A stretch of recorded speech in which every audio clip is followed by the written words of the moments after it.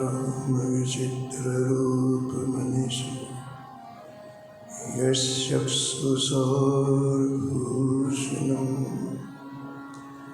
सीताराम सुनामधामनिरतं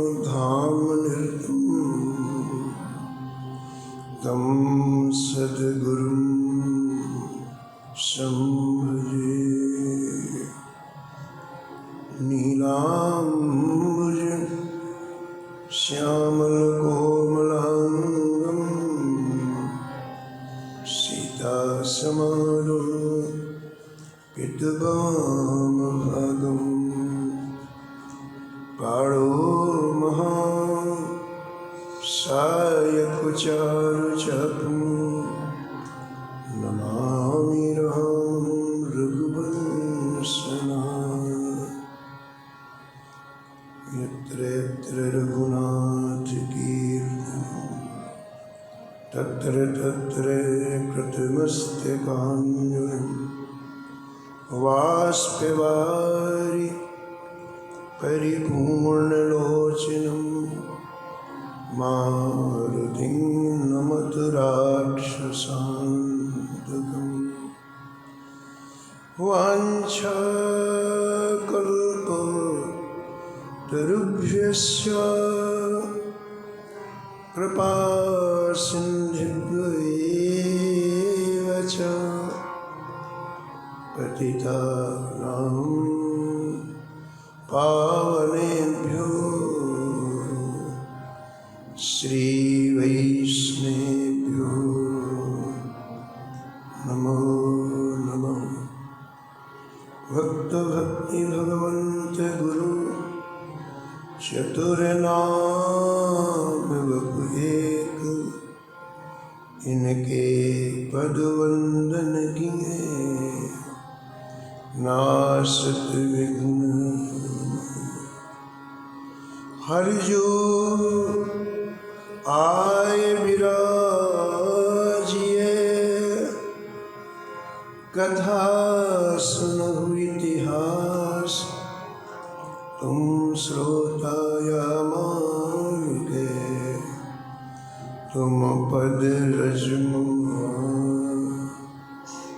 तुम पीछे जो और श्रोता है रसखान, इनके सकल मनोरथ पूरे बहु श्री भगवान।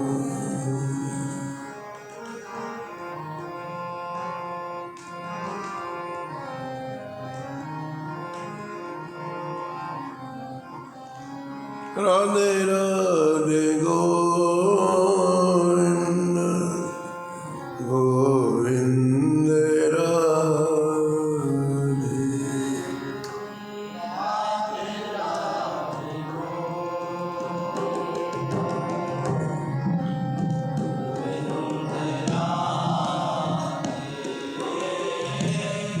हे राधे राधे गोविंद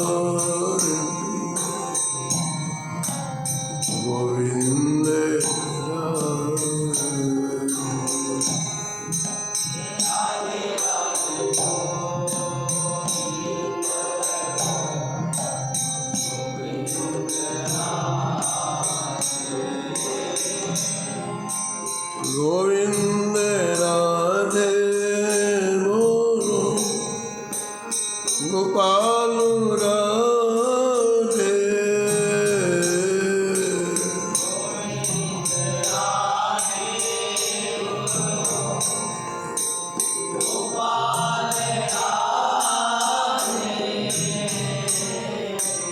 राधे राधे गोविंद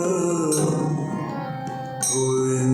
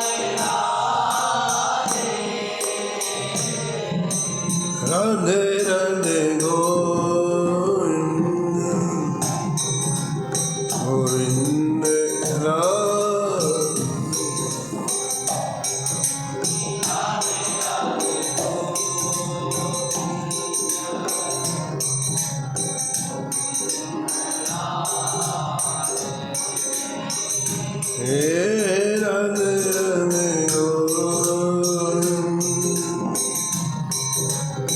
गोविंद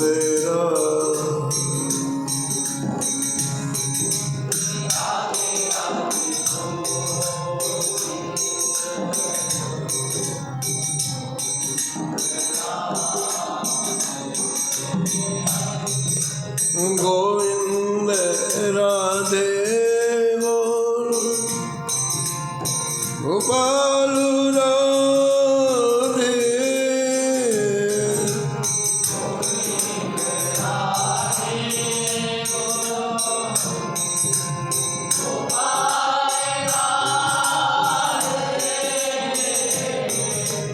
राधे राधे गोविंद राधे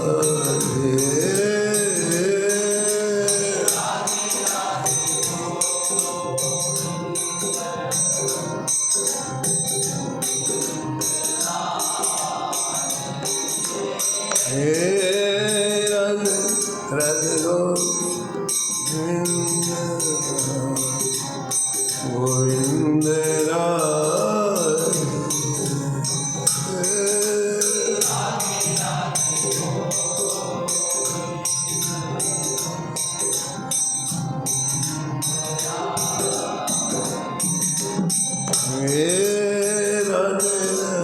गोविंद गोविंद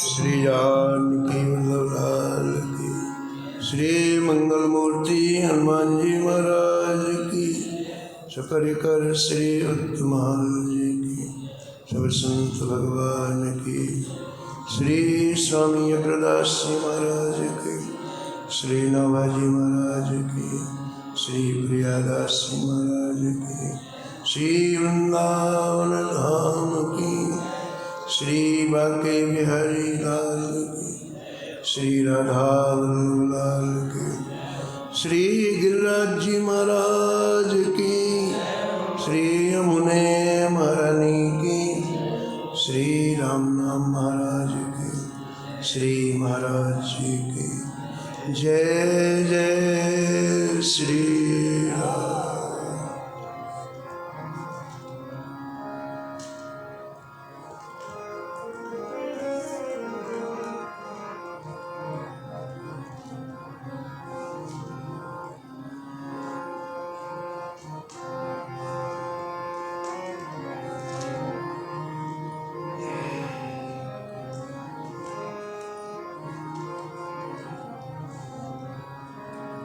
जगत विदित नरसी भगत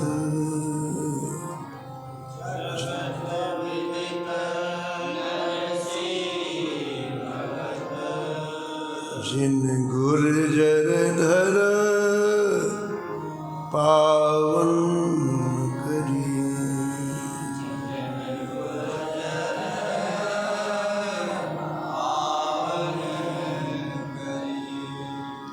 माँ स्मारत लोग भक्ति लेस न जाने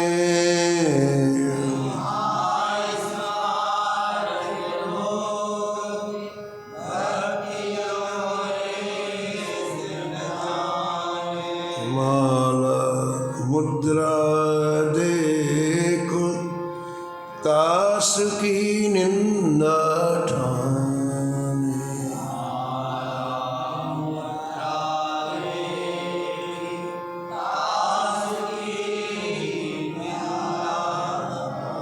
ऐसे कुल उत्पन्न भयो भागवत शिरोमणि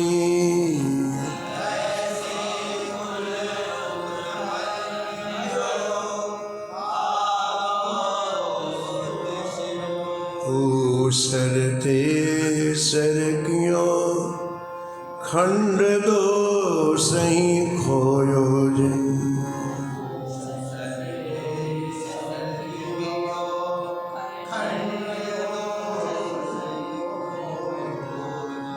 बहुत ठोर परिचय दियो,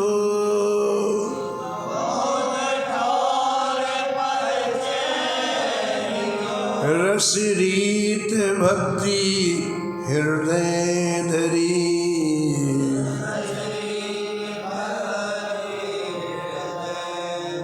जगत विदित नरसी भगत,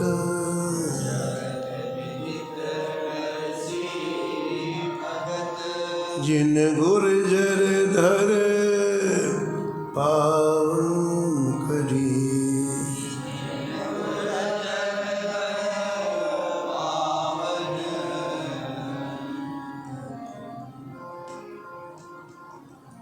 प्रातः स्मरणीय परम वंदनीय श्री भक्तिमाल के रचयिता श्रीनाथ गोस्वामी जी इस छप्पे में परम भागवत परम रसिक श्री नरसिंह जी महाराज का स्मरण किया है।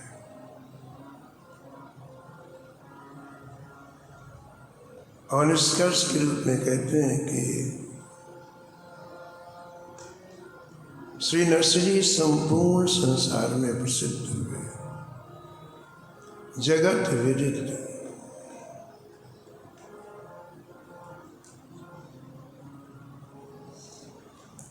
और नरसिंह जी का पावन चरित्र इस भूमि को पावन बना दिया, पवित्र बना दिया। पृथ्वी एक ही तरीके है सब जगह, लेकिन जिस भूमि में भक्तों के चरित्र होते हैं, जिस भूमि में श्री ठाकुर जी के चरित्र होते हैं, वो भूमि चिन्मय हो जाती है, औद्योगिक हो जाती है। जैसे हमारे अंदर बहुत से दिव्य गुण होते हैं, लेकिन वो दबे रहते हैं, वो छिपे रहते हैं। और जब हम कभी इस माहौल में पहुंचते हैं, वातावरण में पहुंचते हैं, तो अंदर के गुण बाहर प्रकट हो जाते हैं।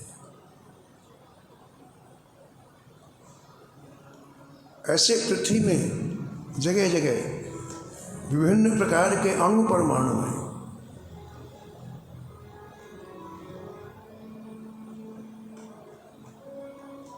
जहाँ भगवान की कथाएं नहीं होती हैं, भक्तों की कथाएं नहीं होती हैं, वो स्थान ऊर्जा से रहित हो जाते हैं। उनमें कुछ भी क्षमता नहीं रहती।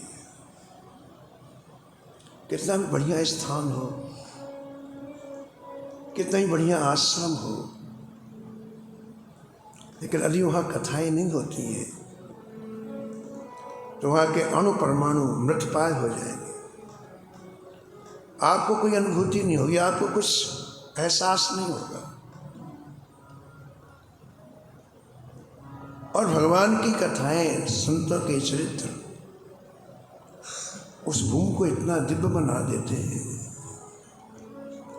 कि व्यक्ति जैसे जाता है उसे कुछ करना नहीं पड़ता, वो समाहित हो जाता है। उसका अंतःकरण प्रेम से प्लावित हो जाता है।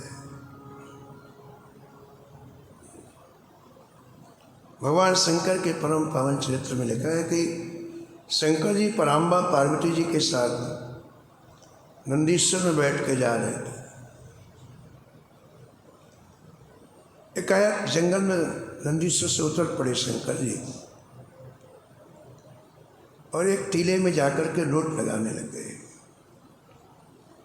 पार्वती जी को समझ में नहीं आया ये क्या, यहाँ क्या है कि लोट लगा रहे हैं। ना कोई यहाँ कोई संत का स्थान है, ना कोई दिव्य स्थल है। तो पार्वती जी भी नंदीश्वर से उतरी और गई समीप में। कहा, प्राणनाथ क्या कर रहे हो आप? भगवान शंकर ने कहा, देवी इस भूमि में आज से 10,000 वर्ष पहले एक संत प्रकट होकर भजन किया था, उसके अणु परमाणु अभी भी चिन्मय है, दिव्य है। मैं इस रस का अभिषेक कर रहा हूँ अपने शरीर में। पृथ्वी वही है, जमीन वही है, उसके संस्कार अलग अलग होते हैं। जहाँ गौहत्या होती है, प्राणियों का वध होता, आप वहाँ 5 मिनट खड़े नहीं हो सकते। वही मकान है, वही जमीन, लेकिन घबराहट होती है आदमी को वहाँ जाते ही। वहाँ के अणु परमाणु इतने तामसिक, इतने विषाक्त हो चुके हैं, आप झेल नहीं पाएंगे। तो पराम्बा पार्वती ने भी प्रणाम किया उस भूमि को। फिर चले शंकर जी, फिर 10 मील के बाद फिर उतरे, फिर लौट लगाई। इस बार आश्चर्य नहीं हुआ पराम्बा पार्वती को। उनको लगा नहीं, कुछ ना कुछ रहस्य की बात होती है, इसलिए चुपचाप जाके खड़ी रही। और जब लौट लगा ली, शंकर जी ने पूछा, महाराज यहाँ भी कुछ है? बोले हाँ, यहाँ आज से 10,000 वर्ष के बाद एक परम भक्त बैठ करके भजन करेंगे, उस भूमि को मैं प्रणाम कर रहा हूँ, वंदन कर रहा हूँ।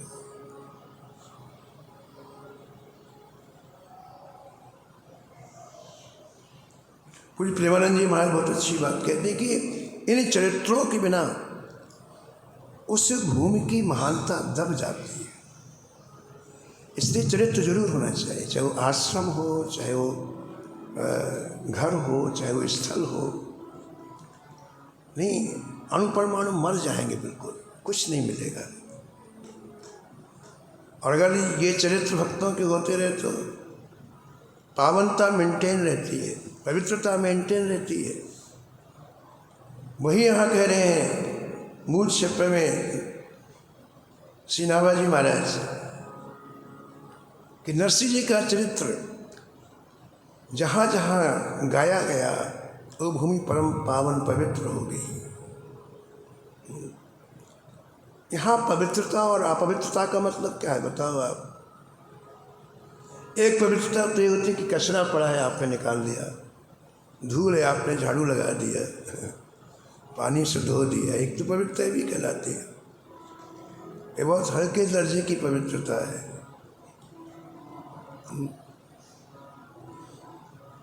पवित्रता का तात्पर्य यहाँ ये है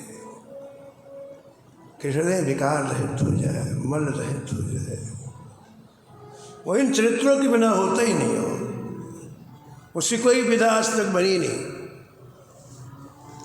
इसलिए भक्तमाल के टीकाकार प्रियादासी ने भक्तमाल के प्रारंभ में लिख दिया कि चाहे कोई एकांत में भजन करे, चाहे सुंदर वेश बनाए,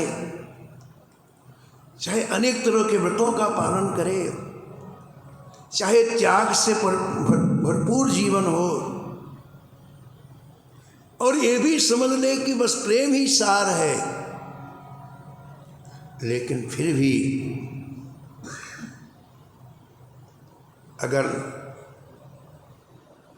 उस रस को प्राप्त करना है जिससे ठाकुर जी बिक जाते हैं, वो तभी प्राप्त होगा जब इन प्रेमियों के चरित्रों को सुनोगे। बिना भक्तमाल भक्त रूप अति दूर है, दूर नहीं लिखा है। इसके पहले जो विशेषताएं बतलाइयाँ, आश्चर्यचकित हो जाओगे आप। इतनी क्षमता आ जाए उन महापुरुष में कि उनको देखते ही पाप नष्ट हो जाए। लेकिन यदि इन चरित्रों में डुबकी नहीं लगाई, जीव ने इन चरित्रों को श्रवण नहीं किया, तो ठाकुर जी जो चाहते हैं ना, उससे आपको सौ दूर है। एक सामान्य व्यक्ति की तो बातें छोड़ दो,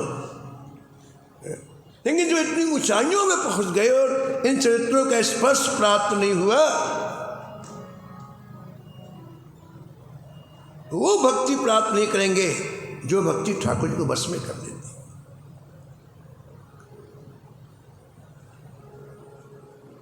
तो पावनता का तात्पर्य यहाँ ये है कि हृदय मंदिर में प्रिया प्रीतम विहार करने लग जाए।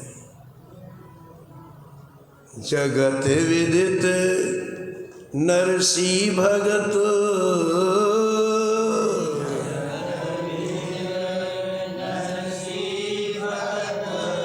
जिन गुर्जर धर पावन करी,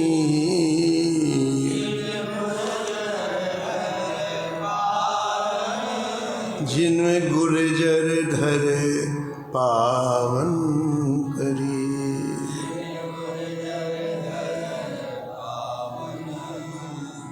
कुछ स्वामी श्री राम सुरदास जी महाराज कहते थे कि सत्संग जरूर करो आप। मान लो आपको किसी संत की सानिध्य ना मिल पाए,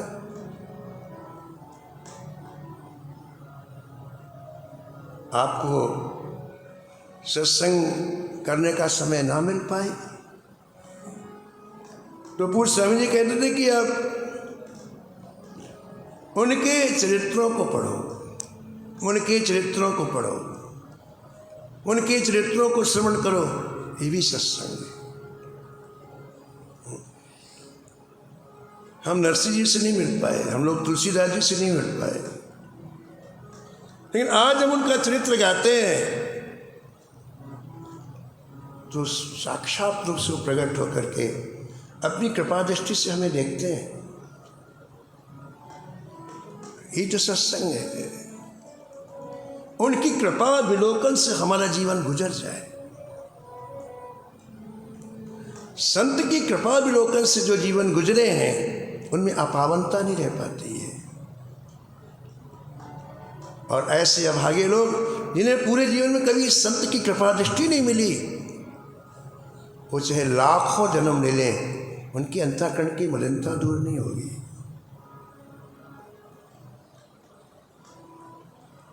इसलिए भगवान की कृपा का मापदंड यही बतलाया गया है कि आपके जीवन में संतों का समावेश हो जाए। बिनु हरि कृपा मिले नहीं संता का तात्पर्य है कि जीवन की यात्रा में संत का समावेश हो जाए। ये कृपा है, क्योंकि अब उत्कर्ष होगा आपका।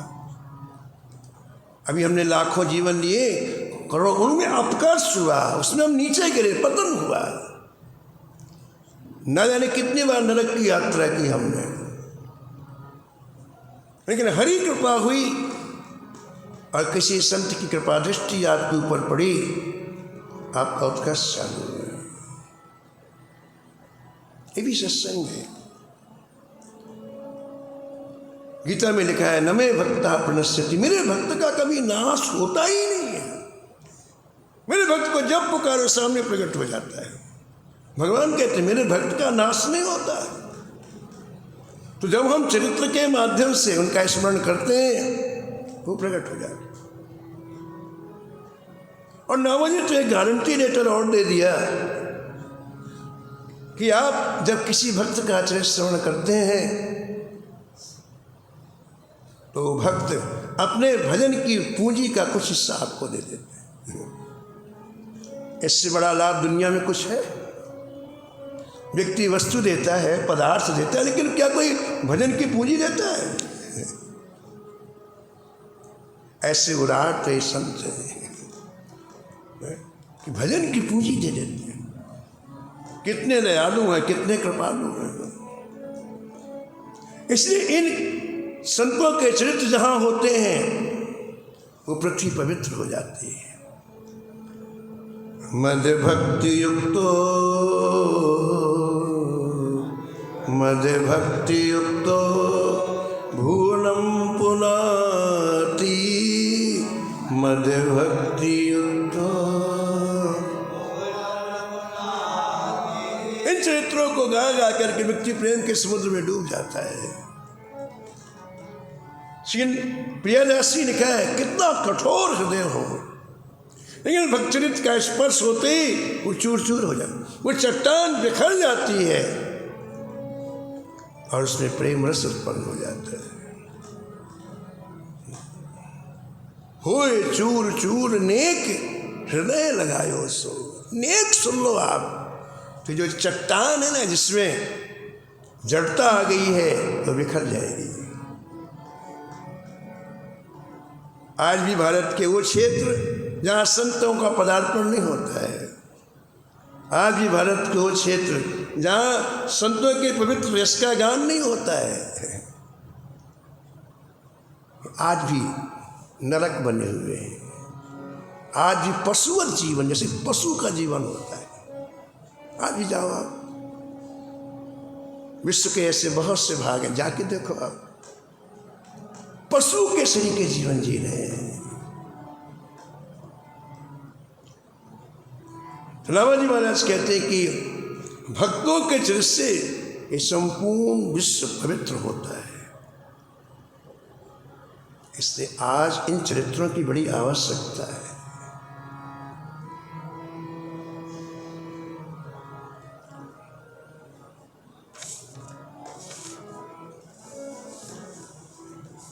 जगत विदित नरसी भगत,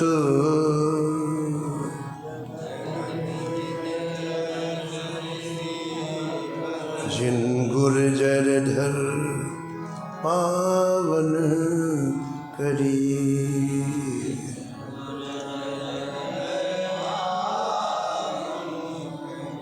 जिन गुर्जर धर पावन करी।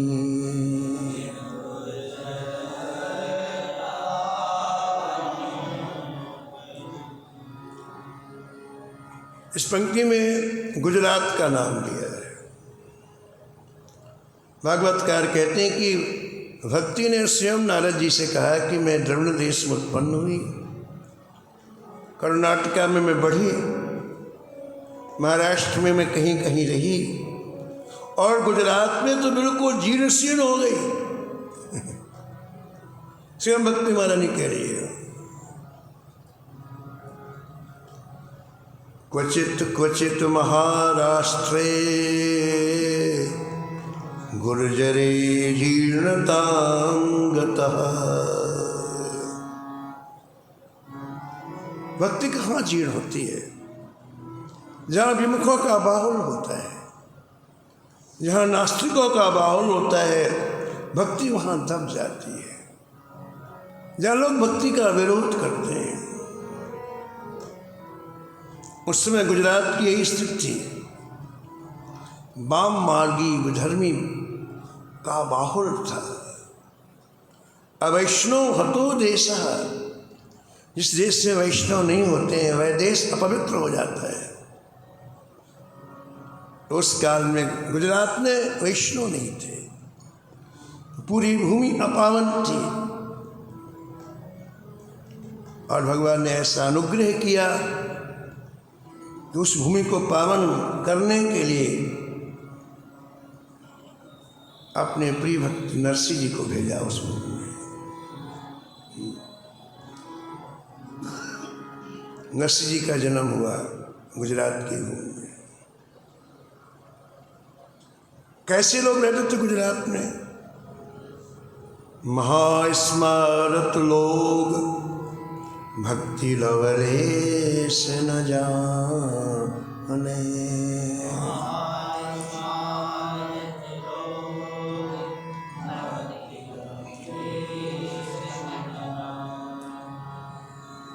एक उन दिनों महास्मार्त कट्टर पंथ प्रचलित था, जो केवल कर्मकांड को ही मानते थे और विष्णु के विरोधी थे। जबकि जितने साधन है उसकी अंतिम परिणति भगवान के चरण है। जितने साधन है उन सबका फल भगवान के चरणों में प्रेम है।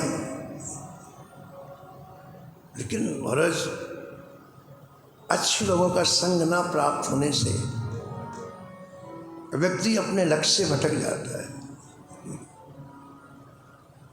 भटक जाता। इसलिए भगवान शंकर ने कहा कि जय जय, हमें हमेशा आपका सत्संग चाहिए। एक दिन का नहीं, 2 दिन का नहीं, जब तक हम रहे हमें सत्संग चाहिए।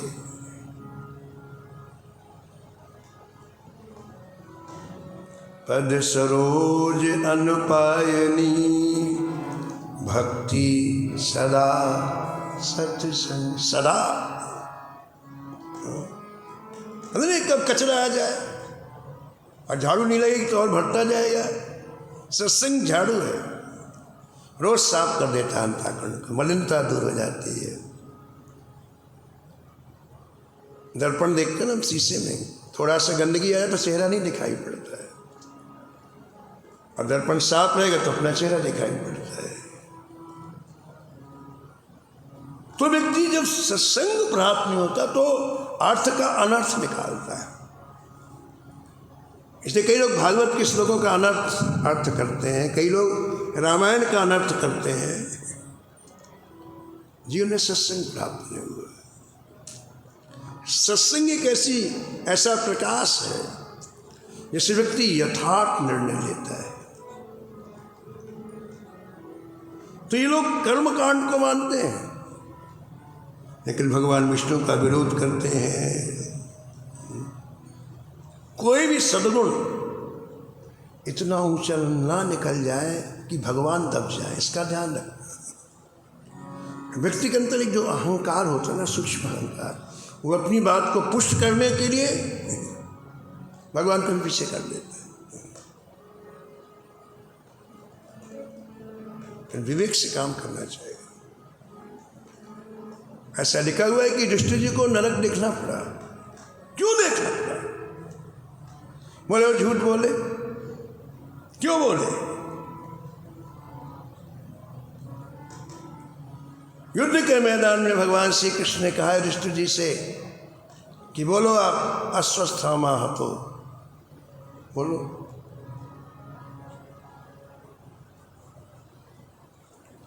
द्रोणाचार्य जी असंख्य सेना का विनाश कर रहे थे, और उसको रोकने के लिए भगवान ने भीमसेन से कहा कि इस अश्वस्थामा नाम के हाथी को मार दो।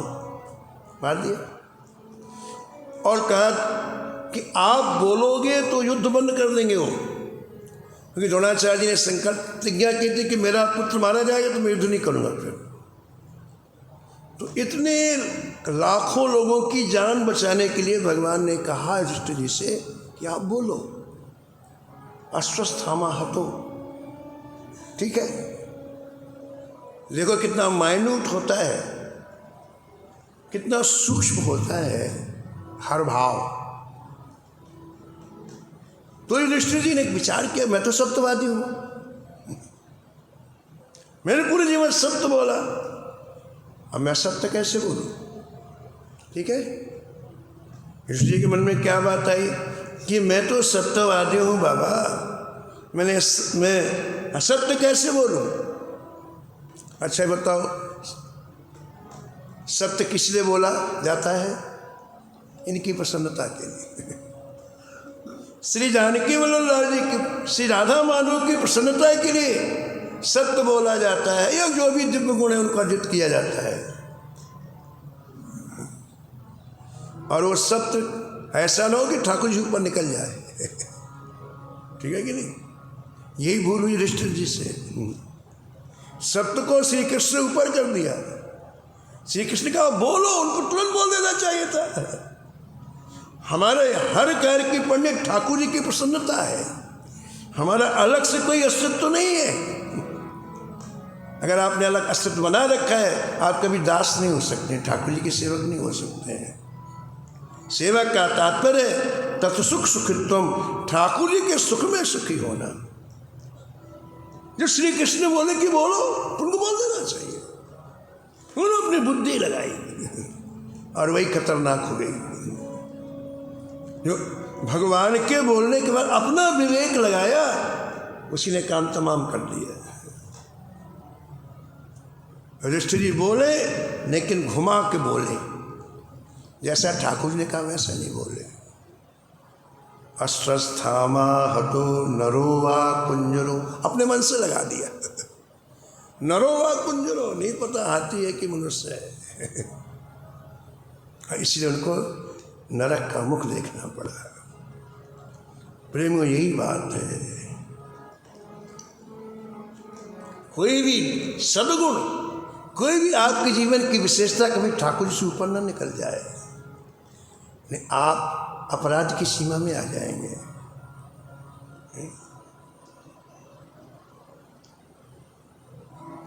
तो कर्मकांडी ये महास्मार्ट थे, लेकिन विष्णु जी का विरोध करते थे, इसलिए कुछ प्राप्त नहीं हुआ। कोई सिद्धांत, कोई क्रिया तुम्हें थोड़ी कुछ देगी, उसका रस तुम्हें कुछ देगा। और रस तभी आता है जब आप उन रसिकों का संग करोगे जिनके हृदय में रस है। तो उस समय गुजरात की स्थिति का वर्णन करते हैं, भक्ति लौलेश न जाने। ये लोग भक्ति के लेस मात्र को भी नहीं जानते थे, कट्टर स्मार्ट लोग थे। अच्छा आप ही बताओ, जो व्यक्ति भजन नहीं करेगा तो क्या करेगा बताओ आप? सोचो आप, आपके पास 10 घंटे हैं और आप भजन नहीं करते तो क्या करोगे बताओ आप? जो व्यक्ति भजन नहीं करता वो पाप करता है, निश्चित मानो आप, चाहे वो मन से पाप करे चाहे वो शरीर से। लेकिन ये फैक्ट है कि जो व्यक्ति भजन नहीं, वो पाप निश्चित करता है। इसमें लिखा हुआ है कि क्या करते थे गुजरात के लोग, निंदा ठाने लोग 50-50, 100-100 बैठ करके, और इसकी निंदा उसकी निंदा। लोग गांव में ताश खेलते हैं, जीवन नष्ट करने बताइए। कोई भजन नहीं करना तो क्या करेंगे, उल्टे सीधे काम करेंगे। ये सत्संग न मिलने का कारण। पशु जैसे पशु अपना जीवन गुजार देता है, तो पशु के तो विवेक नहीं है बाबा, उसको तो पता ही नहीं क्या होता है, समय क्या होता है, वो विवेक ही। लेकिन आदमी को तो खोपड़ी दिया ठाकुर ने, लेकिन फिर भी उसका जीवन व्यर्थ में चला जाता है। ऐसे ही जन्म समूह सिराने, ऐसे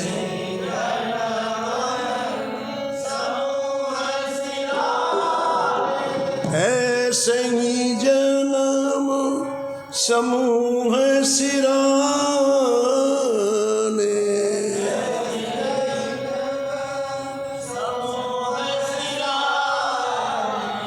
ऐसे ही जन्म समूह सिराने।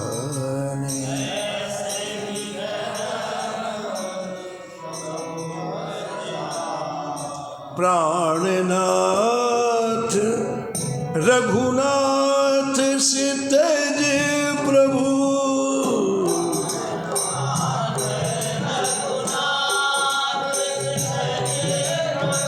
प्राणनाथ रघुनाथ से तेज प्रभु,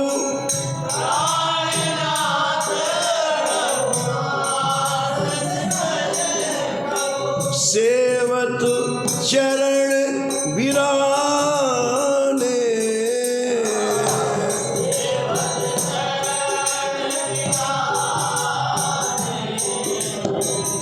ऐसे ही जन्म समूह सिराने।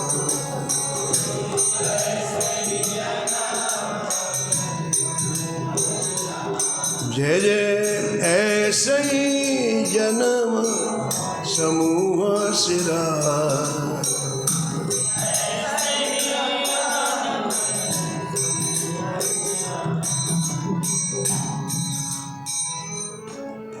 तो फैक्ट है कि जो भजन नहीं करेगा वो पाप करेगा। आज 90% लोग भजन नहीं करते और अपने लिए खाई खोदते हैं, खाई। कोई 20 वर्ष के बाद मरेगा, कोई 30 वर्ष के बाद मरेगा, लेकिन नरक की पूरी तैयारी कर लेते हैं, पक्की। इसलिए जो व्यक्ति किसी का हित चिंतक है, उसे उसके रोटी कपड़ा मकान की चिंता नहीं करना चाहिए, उसको इसकी चिंता करना चाहिए भजन करता है कि नहीं करता है। यदि आप अपने परिवार के सगे हैं तो औलाद को भजन में लगाओ, और भजन भी व्यापार वाला भजन नहीं, नकली भजन नहीं, भगवत प्राप्ति वाला भजन। नहीं तो आपने कोई भागवत में तो लिखा है कि वो माँ नहीं है जो अपनी औलाद को भगवान ने लाया, वो पिता नहीं है, वो पति नहीं है, सबको किनारे कर दिया हमारे, क्योंकि तुम उसको नरक की आंच से नहीं बचा पाए। काहे के ऐसे जलती हुई आग में झोंक दिया उसको। ये माँ का मातृत्व तो नहीं है, पिता का पितृत्व तो नहीं है। इसलिए यदि आप किसी के सगे हैं, अपने पिता का हिस्सा है, तो अपनी माँ का उसी भजन में लगाओ, जबरदस्ती लगाओ, क्योंकि मरने के बाद कोई साथ में नहीं जाएगा, आपका भजन साथ में जाएगा।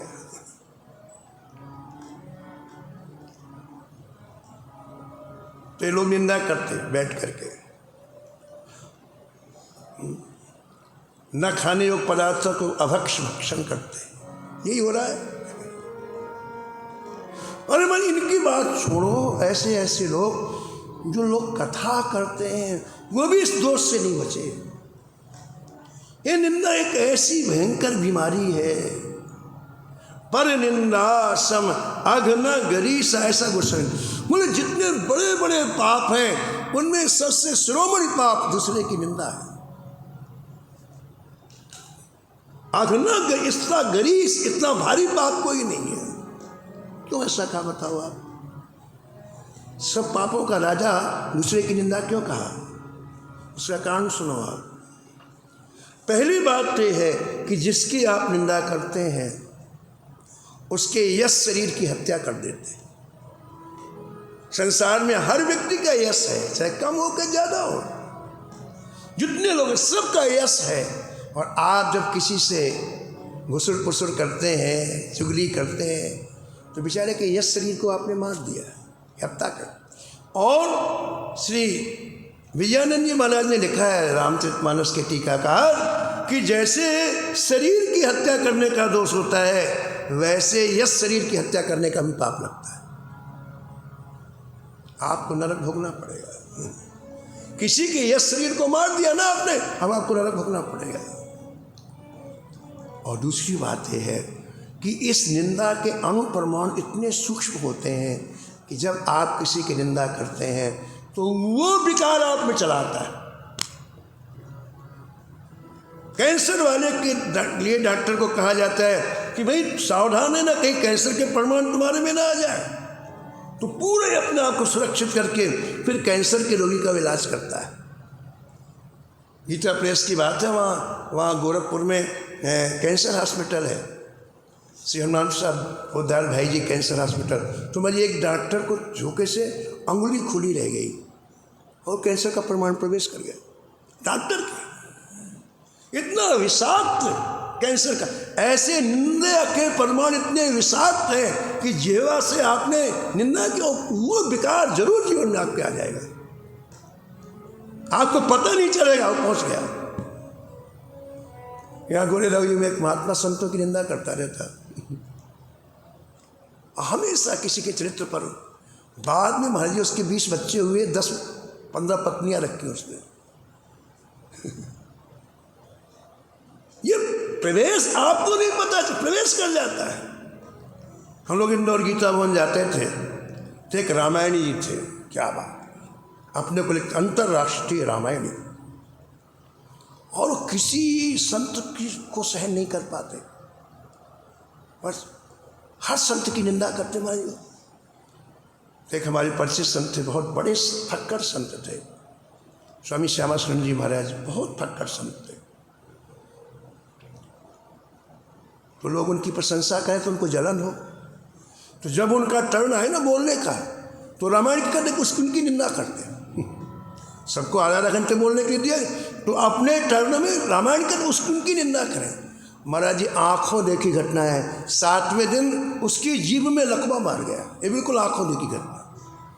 उम्र ज़्यादा 35-40 साल की नहीं, जीभ में लकवा मारा और बाद में उसकी मृत्यु हो गई। पूरा परिवार महाराज नष्ट भ्रष्ट हो गया उसका।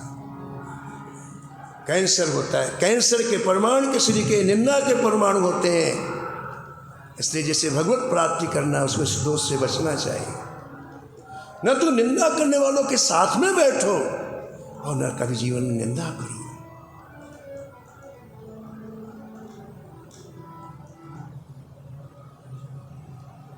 निंदा करने वाले के बराबर सुनने वालों को दोष लगता है, उतना ही।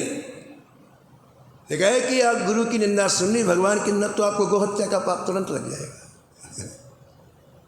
हरि हर निंदा हरि हर निंदा सुनहि जे, सुनने को लिखा, कहने को नहीं लिखा। हरि हर निंदा सुनहि जे काना, हरि हर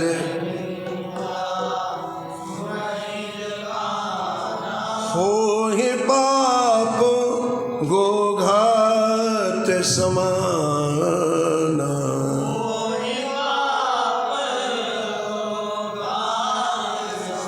होहि पाप गोघात समाना।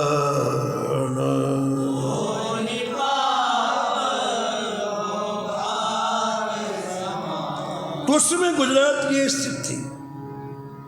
महास्मार्ट श्लोक भक्ति लवलेश न जाने, माला मुद्रा देख तासुकी निंदा ठाने। और जब भगवान को उस भूमि को पवित्र करना हुआ तो वहाँ किसे भेजा? भागवत शिरोमणि को। ऐसे कुल उत्पन्न भयो भागवत शिरोमणि। ऐसी जगह में, ऐसे स्थल पर श्री नरसिंह जी जो भागवतों में शिरोमणि हैं, उनको भगवान ने प्रकट किया। भागवत शिरोमणि किसे कहते हैं? जो ध्यान के द्वारा भगवान को हृदय में बसाते हैं, उनको वैष्णव कहते हैं।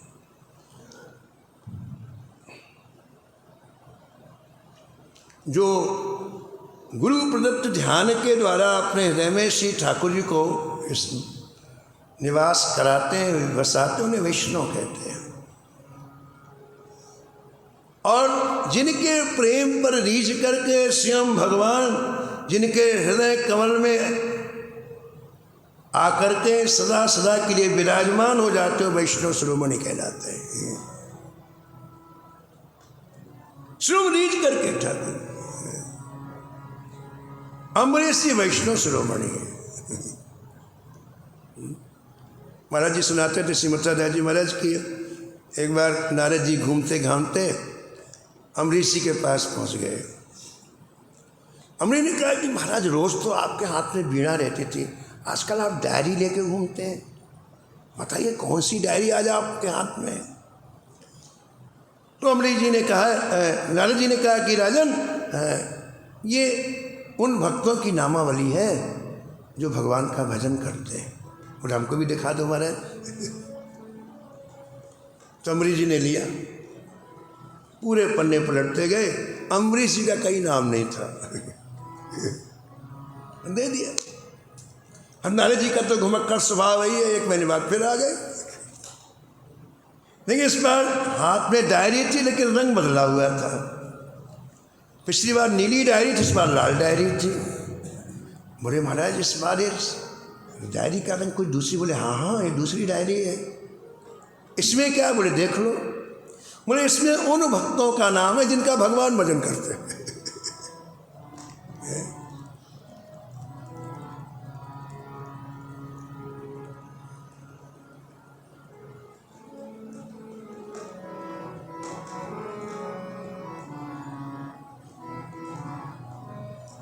जग जप आप राम जप जी, जग जप राम। हाँ भरत सरिस को राम सनेही,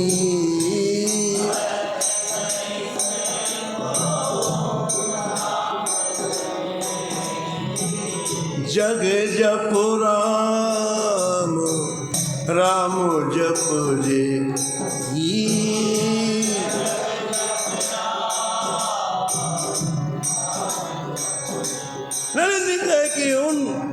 महाभाग्यशालियों का नाम है जिनका भगवान भजन करते हैं। दिखाओ महाराज।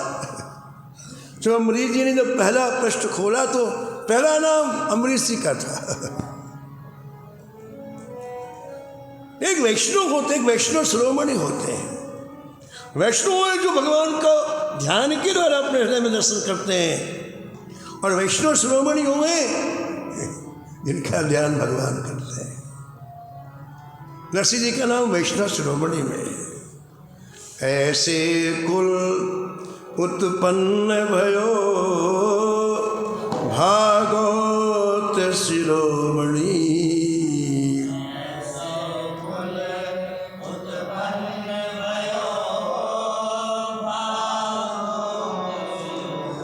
कहते जब उत्पन्न हुए तो उन्होंने क्या किया, इनके अंदर जो था वो बिखेर दिया। संत क्या करते हैं, उनके हृदय में उसको तो फैलाते हैं वातावरण में। गुजरात की उस भूमि में से नरसिंह जी ने जो उनके अंदर प्रेम था, भक्ति थी, उसे फैला दिया। परिणाम क्या हुआ कि जो ऊसर भूमि थी वो सर हो गई। हम सब कहते हैं ऊसर है, यहाँ कुछ होता नहीं। ऊसर माने जहाँ फसल नहीं होती है, जो बंजर जमीन होती है उसे ऊसर कहते हैं, उसमें कुछ होता ही नहीं। हम सबके हृदय संसार के जड़ पदार्थों का चिंतन करते करते जड़ हो गए, चट्टान बन गए। अब इसे सर बनाना ही नहीं, इसमें भक्ति के पुष्प खिलाए, भाव के पुष्प खिलाए। तो नरसिंह जी ने उस ऊसर भूमि को सर बना लिया और वहां के जितने दोष थे सबको समाप्त कर दिया। ऊसर ते सर कियो खंड दोष ही खोयो जिन। ऊसर ते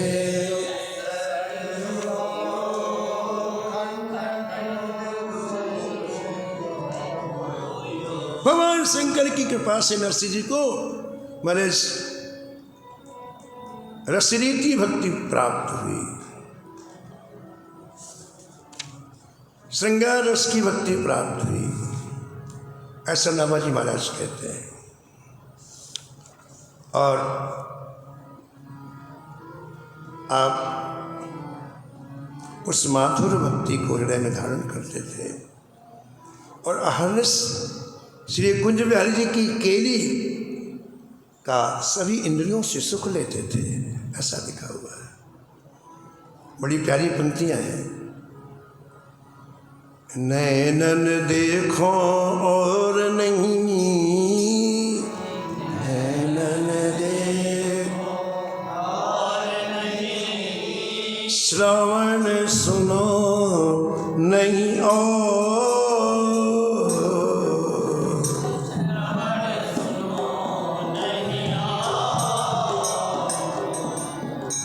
घ्राण न सूंघो और कछु,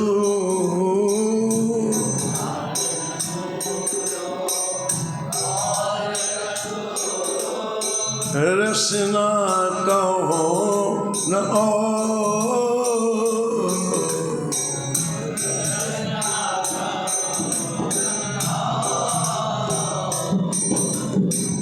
रसना कहो बरसों नहीं और,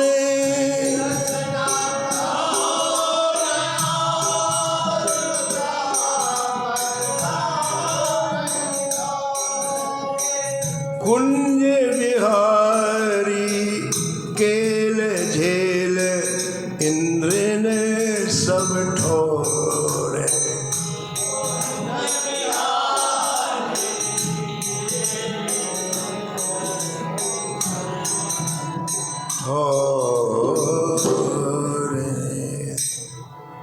माधुर भक्ति को आपने हृदय में स्थान दिया, श्रृंगार रस को आपने हृदय में स्थान दिया, और वही आपने संपूर्ण सर्वत्र बांटा। ऐसा मूल छप्पे में श्री नाभाजी महाराज ने लिखा है। और भक्तमाल के टीकाकार प्रियादास जी इस चरित्र का विस्तार करेंगे, वो आप कल श्रवण करेंगे। हरि भजले हरि भजने का मौका है।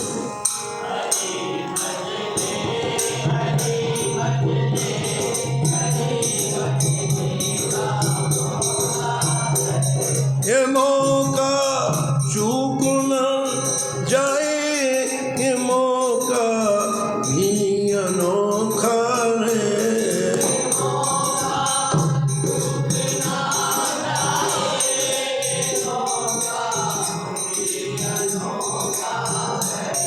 हरि भजले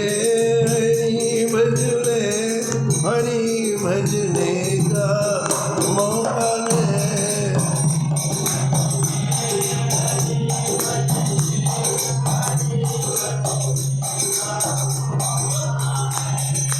नमो नमो श्री भक्त सुमन,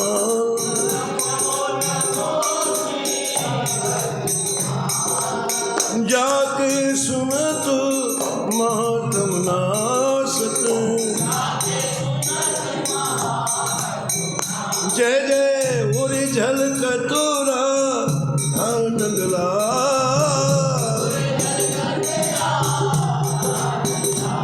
हाल गद गद स्वर पुलकित अंग अंगनी।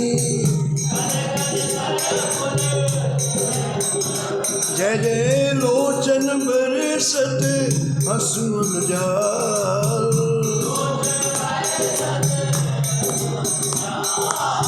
उतर जात अभिमान व्याल विष। हाल लेत जिवाए सुरस तही काल,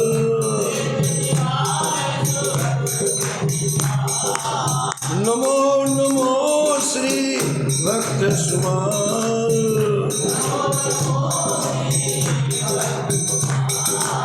होत प्रीत हरि भक्त जनन सो,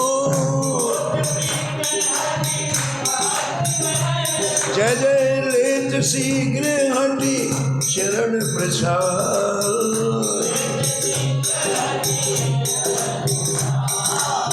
तजत कुसंग लेत सत्संगति, जय जय भाग जगत को अद्भुत भाग। निशिवासर सोवत अनुजागत, हाँ रोम रोम में करत निहाल।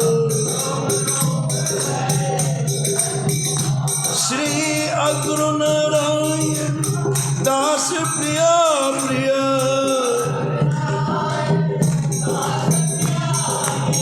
प्रगति जीवन रसिक रसाल।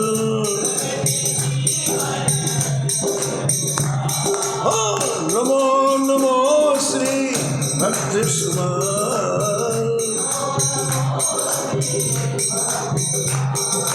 सीताराम सीताराम सीताराम सीताराम।